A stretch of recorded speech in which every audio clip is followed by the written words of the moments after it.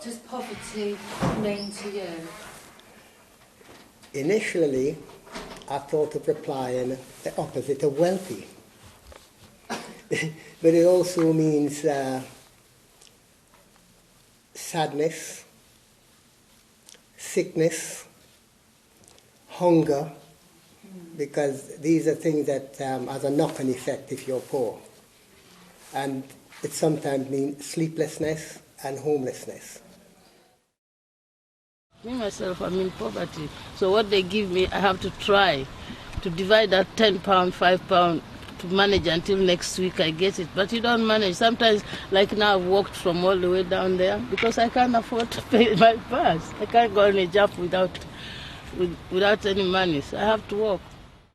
It seems the more worse off you are, you seem to get caught in a rut where you can't get out and you just end up with, like myself, we've got nothing at the end of the day. I mean, 2 years ago I had a roof over my house, I was working, bringing in my own money, now I'm here. Do you know what I mean? They have to acknowledge poverty because it's there, but they're just in denial. They think it's not there, but it's there. They have to acknowledge, each councillor has to know that this poverty, this north-south, that some of us will starve. Our kids stay without food for days. If you don't have, like, bread, in the morning breakfast, the kid takes toast. In the evening again, toast and beans, and they go to sleep. And some kids, they don't sleep well because they haven't eaten. They're hungry. What does the word poverty mean to you? It means not being able to live a normal life, not being able to afford even the essentials, and feeling trapped in that position. Well, it is the lack of access to services and goods that people that have quite a lot of money are able to access easily. People in poverty, however, will struggle to access these things, even if they are available to people in poverty. Well, to me it means that sometimes there's not enough in the cupboard to eat. And because of this, you're hungry and you can't wear decent clothes, so you have to go to charity shops in order to pick it up. And it's when you want to turn the fire on, you can't because the bill's going to go up too much, you can't afford it. And you're perhaps already in debt with your heating bill because they're getting so extortionate now. So, and of course, you can't mix with other people because you feel, you feel a bit shabby and not able to mix with other people. Poverty to me means not being entitled to something that you are legally entitled to, not having the help and, if you like, good grace to be included. To me, where like people, they're not treated right and they're treated like with disrespect and people don't respect them. You can't walk around with your head up high because you feel ashamed for being in poverty. To me, it means not being able to access your rights in education, in health, in housing, and the right to family life and culture, and in all areas of your life, really not be able to access your rights and the kind of things that most people take for granted. I think now the whole world, looking about the superficial things, like if you have a nice dress, if you have, a nice, behavior, and you don't care about why you don't have nice clothes or why you don't have a good education. So the people, still like... We are defined by our paid work in society. What we do is who we are, and that's wrong. I certainly think we've got to take a fresh look at how we define people, the values that we use in looking at people. It's not that we have no worth, it's that they do not understand our value. They're made to feel that they're scroungers and they're made to feel less of a human being. Basically, they don't exist, that they're just treated as numbers. The government's approach towards society as being make it happen for yourself, be an individual, be a capitalist in a way, takes away any ethos around societies doing things together, societies recognising that some people need more support than others. I do believe that if they're given the proper amount of help they deserve and require, then we would all be having a perfect place to live and be better off. But frankly, the services aren't there, and therefore we're left to our own devices. And if you're only going down, no matter how hard you try and how much you push, you tend to go down a bit more. Poverty means to me lack of opportunities. Is as well when you don't give any chance to someone to be, simply to be. Because they discriminate us for being poor, it's because they like to say, oh, we're scroungers, we don't want to work, we prefer to live on the state. But the thing is, like, a lot of these people have never experienced it. Till they do experience it themselves, then they can say what it's like to live life on hand to foot when you've got no money. To me, discrimination is attitudes, ignorance, absolute rudeness, based on assumptions, mindsets, suppositions, which are destroying the will and the soul and the spirit of people that are valid human beings.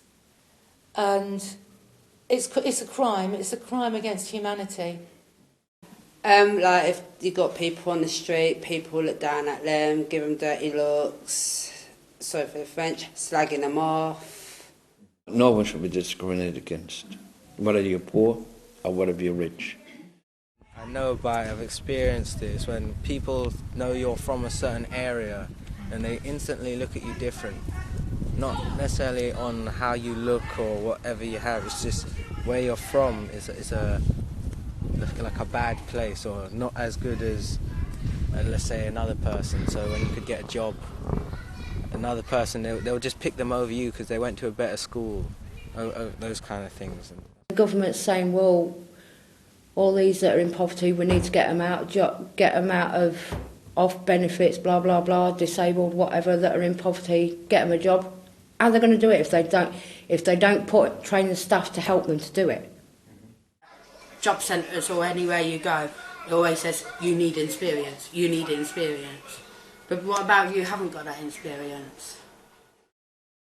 I know that if they did more to help, like at the moment they seem to be taking away more than giving, and that's a very bad thing because all it's doing is widening the gap. And it's, if everything was levelled out, it would be a much better playing field. I think the word discrimination is not the best word to choose here. I would say that it's more turning a blind eye onto the subject, so not discussing it thoroughly and properly. What the government can do is to hear, to make sure that people's voices are heard. So there is a big difference between listening and hearing, and I think that would be a good initiation to bringing some change. Yeah.